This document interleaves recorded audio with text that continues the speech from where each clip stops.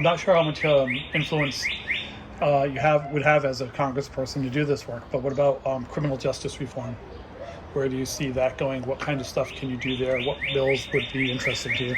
Yeah, there are a number of bills that deal with trying to create alternative, interventions in terms of policing, supporting institutions like the Nonviolence Institute, for instance, but doing that at a greater scale. Yep. So there are intervention points like that, and the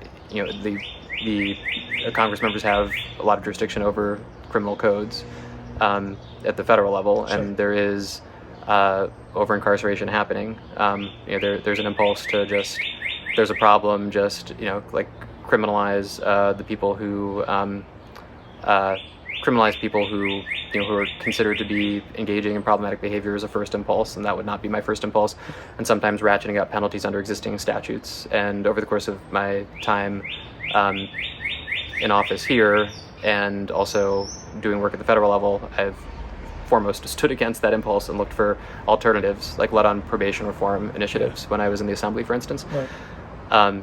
And there are other just obvious measures like legalization of marijuana at the federal level, for instance, right. and other opportunities to potentially decriminalize things that are currently criminalized.